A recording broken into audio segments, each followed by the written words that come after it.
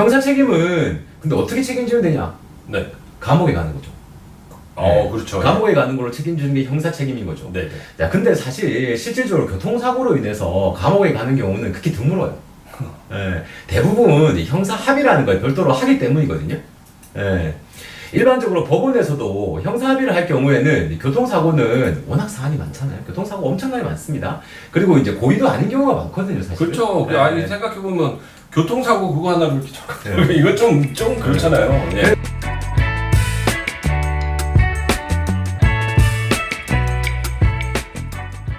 안녕하세요. 행복한 미래연구소 윤PD입니다. 오늘도 저희 차창한 대표님 모시고 경제에 대한 얘기 한번 나눠보겠습니다. 예, 대표님 안녕하세요. 안녕하세요. 네, 반갑습니다. 예, 오늘은 대표님 어떤 얘기로 또 저희한테 중요한 정보를 주실 수 있을까요? 네, 오늘은 보험권에서 뜨거운 이슈인 운전자 보험과 관련한 얘기를 좀 해보려고요. 아, 예, 운전자 보험이요? 아, 예, 예. 좋은 정보일 것 같습니다. 예, 운전자 보험 이슈가 뭐 따로 있나요? 지금 뭐 운전자 보험에 대한 좋은 이슈가 있다고 말씀해 주셨는데. 네. 그러니까 작년에 네. DB손해보험이라는 회사에서 네. 운전자 보험의 특약 중에 하나인 네. 변호사 선임 비용이라는 특약이 있어요. 네. 그 특약의 보장 한도를 확대하는 네. 상품을 이제 출시하면서 그러니까 배타적 사용권이라고 하는. 그러니까 쉽게 얘기하면 타사가 이제 비슷한 상품을 출시할 수 없는. 남은 쓰지 말고 나만. 그러니까 뭐 네. 특허 같은 권리를 얻어서 판매하고 있었는데요. 이게 이제 3개월 기한부 권리여가지고 네. 금년 2월달에 네. 이게 이제 해제가 됐어요. 네네네. 그러니까 타사들이 너도 나도 네. 관련 특약을 출시하고 네. 그다음에 한도도 올리고 그러면서 경쟁이 치열해졌거든요. 네네네. 그래서 이제 금감원이 경쟁 과열로 인한 네. 보험사 건전성 악화를 우려해서 네. 소비자 경보도 발령하고 어. 그다음에 한도 축소를 유도하면서 네. 이렇게 보장 한도가 1억까지 갔었어요. 어. 지금은 모든 보험사가 이제 5천만 원까지만 판매하고 있거든요. 아. 그리고 최근에는 운전자 보험의 보장에 또 본인 부담금이 생길 거라는 그런 얘기가 나오고 있어가지고 지금 또 그 부분도 또 이슈가 되고 있습니다. 예. 그러면 대충 얘기는 알겠는데, 변호사 선임 비용이라고 하면 뭐, 내용을, 그 특약에 대한 내용을 아는 사람이 있을 수도 있고, 모르는 사람이 있을 수도 있겠습니다. 그렇게 뭐 경쟁이 치열한 건지, 뭐, 이게 왜 그런 건지 좀 말씀해 주실 수 있나요? 네. 일단 그 얘기를 하려면 이제 먼저 운전자 보험이 어떤 보험인지부터 얘기를 해야 될 것 같은데요. 그러니까 제가 상담을 하다 보면은 운전자 보험을 가입하신 분이 네. 운전자 보험이 어떤 보험인지 모르시는 분이 정말 많아요. 네. 심지어는 자동차 보험과 차이도 모르시는 분들도 허다하더라고요. 개인적인 생각으로는 이제 보험사들이 이 부분에 대해서는 좀 반성이 필요하지 않나. 그러니까 팔기만 하고 고객들이 어떤 상품인지도 몰라요. 그렇죠. 알려주는 거 중요하죠. 네. 운전자 보험은 자동차 보험과는 다른 보험입니다. 네. 우리가 사고가 났을 때를 한번 가정을 해보면 네.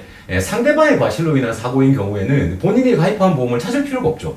그렇죠. 왜 그러냐면 네. 상대방의 보험사로부터 보상을 받으면 되니까요. 네, 자동차 보험에서 다 네. 해주죠. 네. 근데 이제 본인이 가입한 자동차 보험이든지 네. 운전자 보험이든지 이걸 찾는다는 거는 본인의 과실로 사고가 난 경우겠죠. 그렇죠. 네. 예. 그러니까 본인의 과실인 경우 그러니까 상대방이 이제 배상 책임이다 이런 게 이제 발생하게 되는데요. 네. 그러니까 법적으로 민형사상 책임이다 뭐 이런 네. 얘기 하거든요, 그죠? 그런 얘기 많이 들어보셨을 텐데, 그러니까 배상 책임에는 민사 책임하고 형사 책임이 있거든요. 네. 여기에서 자동차 보험은 네. 민사 책임을 보장하는 보험이에요. 그리고 운전자 보험은 형사 책임을 보장하는 보험이다. 이렇게 생각하시면 명확히 이해가 되실 것 같습니다. 근데 이제 자, 만약 본인의 과실로 사고가 났을 경우, 자, 네. 민사 책임은 모든 사고에서 발생을 해요. 네. 모든 사고에서. 그러니까 형사 책임은 근데 모든 사고에서 다 발생하는 건 아니에요. 형사 책임이 부과되는 사고가 있고 그렇지 않은 사고도 있거든요. 네네. 자, 가벼운 사고는 민사 책임만으로 종료가 돼요. 네. 형사 책임은 이제 사망이나 중상해 사고, 네. 그다음에 사망이나 중상해 사고인 경우에 이제 과실 여부 상관없이 형사 책임이 부과가 되고요. 네. 중대 법규 위반 사고로 인해서 사람이 다치는 인사사고가 발생한 경우 형사 책임이 부과가 돼요. 그러니까 사람이 크게 다쳤을 때. 그러니까 중대 법규 위반이라는 거는 통상 이제 12대 중과실 사고라고 얘기를 해요. 네네. 12대 중과실 사고라고 얘기를 하는데 이건 뭐 저도 12개 다 외우지는 못해요. 뭐 이제 네이버나 구글 검색해 보시면 다 나오거든요. 그렇죠. 예, 다 나오는 내용이죠. 근데 거기 중요한 건 속도 위반이나 뭐 차선 위반, 네. 뭐 신호 위반 네. 이런 것들도 중과실에 포함이 돼요. 그렇죠. 네. 네. 법규 위반. 근데 제가 이 얘기를 하면 대부분의 사람들이 아니 그런 것도 중대 법규 위반이야? 이런 얘기를 해요. 당연한 것 같은데요? 왜냐면 운전하다 보면 이게 수시로 가거든요. 아, 예. 그래서 이런 말씀 이제 하는 분도 있으시다고요. 이제 그만큼 본인의 과실로 사고가 났을 때 형사 책임이 부과되는 사고도 적지 않을 수 있다고 네. 말씀드릴 수 있겠습니다. 자, 예를 들어서 자, 본인이 자, 신호위반으로 교통사고를 냈다. 네. 근데 사람이 다치고 상대방 차량도 파손이 됐다. 네. 이런 경우를 한번 가정해보죠. 네. 자, 자동차 보험에서 피해자의 병원비하고 차량 수리비를 지급하게 되죠. 네. 그다음에 이제 피해자가 치료 종료 후에 합의금도 지급하게 되거든요. 그렇죠. 예. 근데 이때 지급하는 합의금은 민사 합의금이에요. 예. 근데 여기서 가해자는 여기서 끝나는 게 아니라 형사 책임도 져야 돼요. 왜? 신호위반이라는 중대과실 사고로 인사사고가 발생했기 때문이죠. 아. 예. 형사 책임은 근데 어떻게 책임지면 되냐? 네. 감옥에 가는 거죠. 그렇죠. 감옥에 가는 걸로 책임지는 게 형사 책임인 거죠. 네. 자, 근데 사실 실질적으로 교통사고로 인해서 감옥에 가는 경우는 극히 드물어요. 예, 대부분 이 형사 합의라는 걸 별도로 하기 때문이거든요. 예, 일반적으로 법원에서도 형사 합의를 할 경우에는 이 교통사고는 워낙 사안이 많잖아요. 교통사고 엄청나게 많습니다. 그리고 이제 고의도 아닌 경우가 많거든요, 사실. 그렇죠. 예, 아니 생각해보면 교통사고 그거 하나로 이렇게 네. 이거 좀 그렇잖아요. 예. 그래서 이제 보통 인신 구속 없이 네. 합의를 할 경우에는 그러니까 벌금 정도로 사건을 종료하는 경우가 많아요. 네. 근데 사전 조건이 형사 합의라는 거예요. 합의를 봐야 네, 이 합의라고 하는 것이 근데 그냥 합의해 달라고 하면 그 피해자가 그냥 넙죽 해줄까요? 안 해주죠. 네. 크게 다쳤을 수도 있고 네. 어떻게 보면 사망 사고도 있고 뭐 있는데. 대한민국 자본주의거든요. 네. 네, 돈이 필요합니다. 네. 돈이 이게 형사 합의금이에요. 네. 네. 그러니까 피해 정도에 따라 다르지만은 통상 한 몇백에서 심지어 몇 천만 원까지 되는 경우도 있어요. 그렇죠. 심지어 억대 이상이 되는 경우도 있거든요. 네. 네. 근데 이제 피해자가 다수라면 정말 장난 아니에요. 그렇죠. 곱하기 예. 차를 혼자 타는 건 아니니까. 네. 네. 맞습니다. 다음에 이제 합의가 되었다고 해도 벌금을 내야 현금이 또 필요해요. 그렇죠. 예, 나라에서 부과되는 벌금이 있습니다. 예, 예. 현금이 필요하고 다음에 재판이 진행될 수도 있거든요. 네. 그러면 변호사 선임 비용도 필요하죠. 네. 예. 운전자 보험을 가입하면은 이렇게 형사 합의금, 그다음에 벌금, 그다음에 변호사 선임 비용, 네. 이 모든 것이 해결이 됩니다. 아, 예. 예. 이게 운전자 보험의 핵심이라고 보시면 되는데 보통 운전자 보험 가입하신 분들 상품을 보면은 여기에다가 그러니까 덕지덕지 다른 특약들을 부과해가지고 네. 예, 보험료를 비싸게 하는 경우도 있어서 맞습니다. 예, 가입할 때 주의 깊게 보셔야 할 필요가 있어요. 원하지 않는 것도 들어갈 수 있으니까. 그러니까 저는 통상 운전자 보험은 이제 보험료가 오르지 않는 네. 비갱신형으로 네. 보장 기간은 보통 운전을 뭐 한 80이나 90세 정도까지 한다고 치고 네. 그 정도 만기로 해서 뭐 한 10,000원대 정도에 가입하시면 괜찮지 않나 네, 네. 그렇게 생각합니다. 네. 예, 운전자 보험이 어떤 보험인지를 시청자분들께서 조금 많이 알 수 있는 기회가 되지 않았나 하는 생각이 들고요. 예, 대표님 말씀드리니까 꼭 필요한 보험이 아닌가 싶기도 합니다. 그래서 많은 분들이 갖고 있을 수도 있지만, 예, 그럼 이제는 뭐 이슈가 되겠다는 변호사 선임 비용 그리고 관련한 얘기를 뭐 또 들을 수 있나요? 네. 예.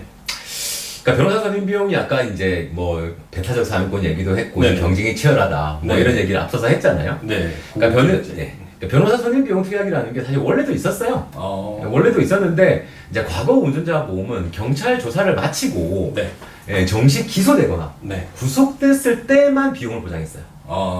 근데 이제 바뀐 내용은 불송치를 포함한 경찰 조사에서부터 약식 기소, 불기소까지 보장해주는 점이 달라진 부분이에요.